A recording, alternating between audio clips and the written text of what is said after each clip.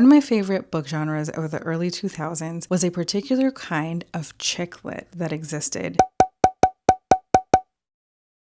And it spawned so many movies and TV shows that are still talked about today. One of my favorite authors from that time period is Sophie Kinsella. She recently passed away, which is very heartbreaking. And I feel like her shopaholic movies became so popular that we don't often talk about what a great author wrote those stories. Up here is my little corner for that time period. I have Candace Bushnell, which if you don't recognize the name, have you heard of a little show called Sex and the City? Yes, she wrote that story. Yes, that TV show is based on a book. She also wrote a bunch of fluffy light books during that time. We have Marian Keyes, who got a little more serious in her chick lit writing. And then we have the one and only Sophie Kinsella, the Shopaholic series. You have Confessions of a Shopaholic, you have Shopaholic Ties the Knot, you have Shopaholic Takes Manhattan, you have Shopaholic and Sister, and I think there's also a Shopaholic and Baby. And I don't know if this series kept on after that. I only got up to this point. But when I say chick lit, what am I talking about? I'm talking about books that have particular focuses, usually around female camaraderie. It doesn't have to just be friends. It could also be sisters, but there's usually a very tight-knit female relationship somewhere at the center of this story. And when the main character gets herself in a bind, it's usually these women that come to her rescue or devise some harebrained scheme to get her out of it. Another theme that was very popular with these kinds of books was reinvention. The women were at some pivotal place in life. It wasn't developing the start of a story. It was in media res, in the middle of something happening. Somebody just got left or divorced,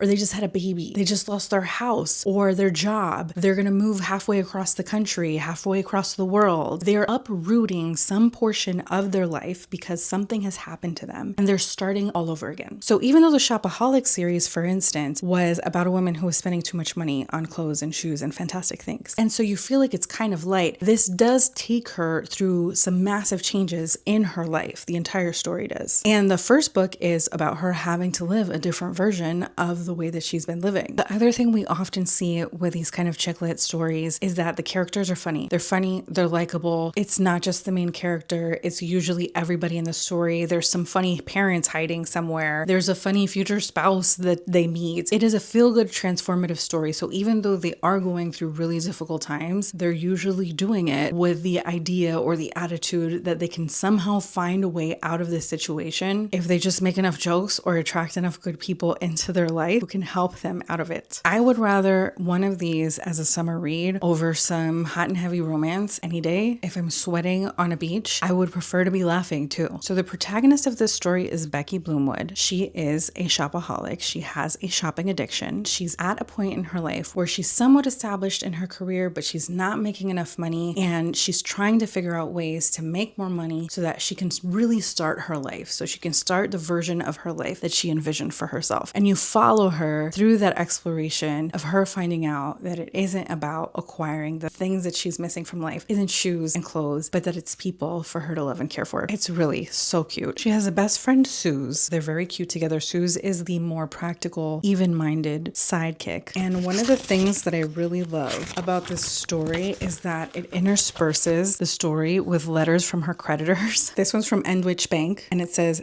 Dear Miss Bloomwood, it's based in London. I'm sorry to hear that you have glandular fever. When you have recovered, perhaps you would be kind enough to ring my assistant and arrange a meeting to discuss your situation. It's just so cute. She makes all these excuses to them. They're like, give me my money, lady. I love it. The character in this story reminds me a lot of one of Rachel Green from Friends' younger sisters, the one who's played by Reese Witherspoon, but she's much nicer. Becky is much nicer. Reese Witherspoon's character is kind of spoiled, but also quite a bit mean.